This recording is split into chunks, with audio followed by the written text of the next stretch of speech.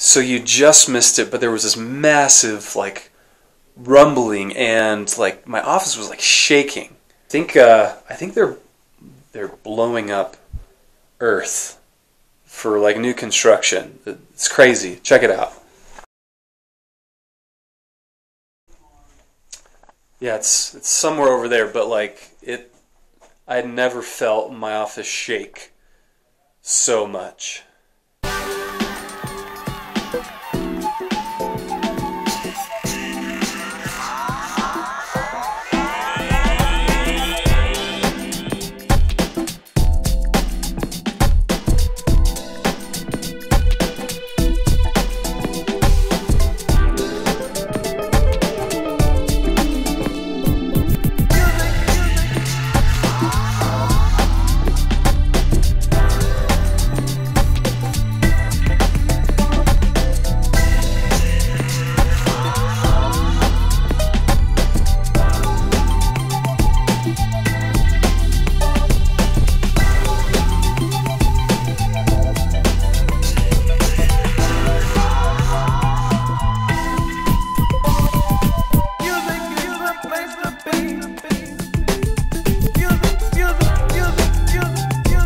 We're going to put together this easel while we talk about Exodus 19 through 21.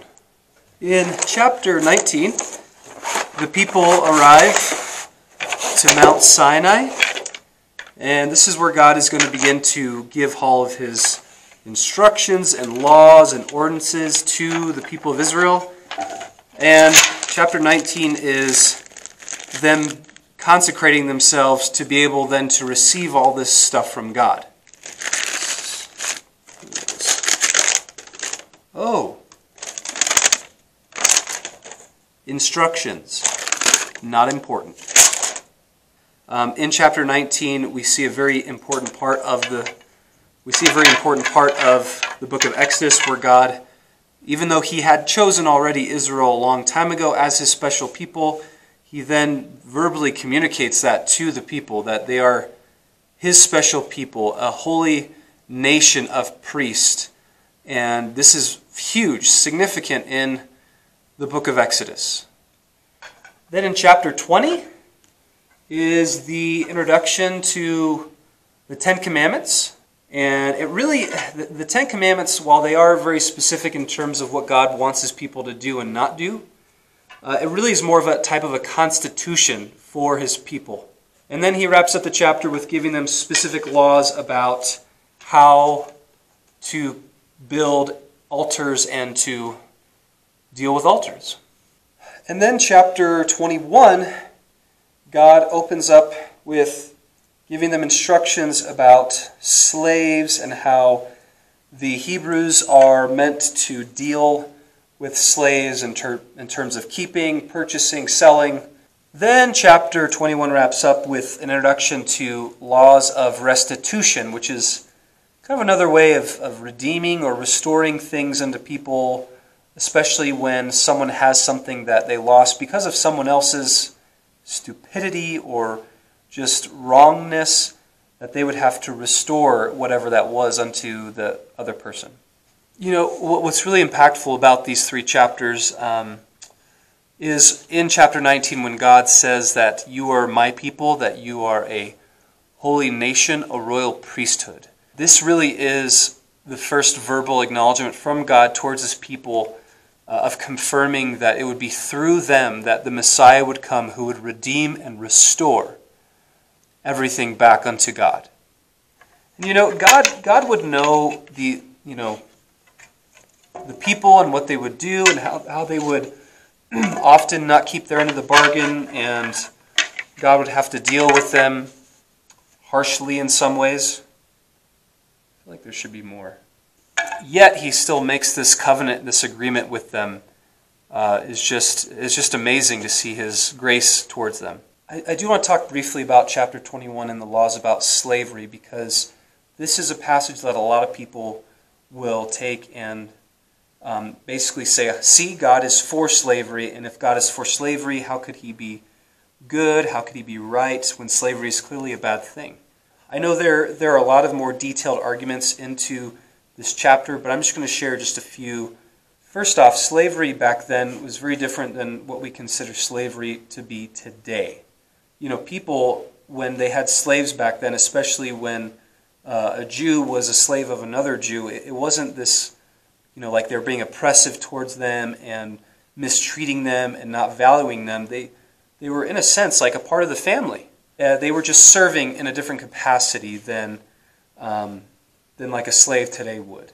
Also, we have to be okay. Like Jesus talks about being a slave to the Lord, and even Paul, he would call himself a doulos, which is the Greek word for servant or slave, for God throughout his letters. And if anything, this word slave, I think, just gives the indication of our commitment and our devotion to the Lord, that we just love Jesus so much, we love God so much that we are his slaves. We are doing what we want to do, things he wants us to do. We want to please him. We love our master. Once again, there's a lot of nuances with this argument that we're not going to go into right now, but I think at the end of the day, we have to be okay that God, he has laws about slavery within his word. Even back then, it did mean something different. That's not to excuse slavery for today or anything like that, but it did mean something different. And you and I, we have the joy of being the slaves, of being the servants, of being the bondservants of God himself.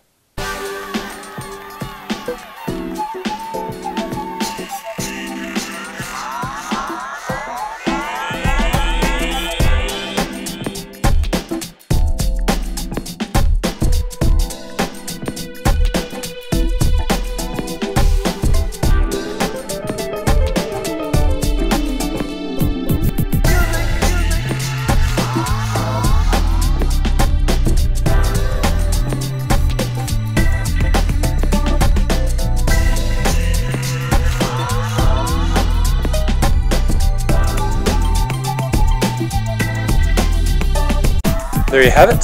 That's how you put together an easel. Easel, easel.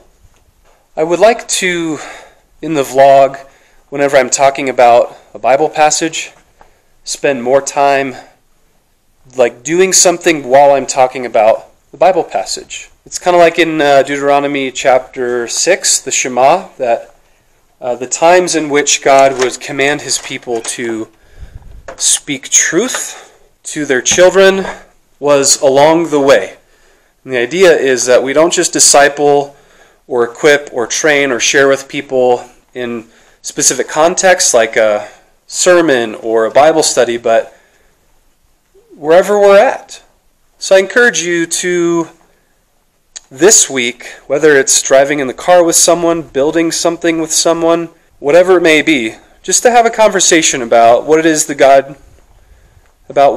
that God is teaching you in his word.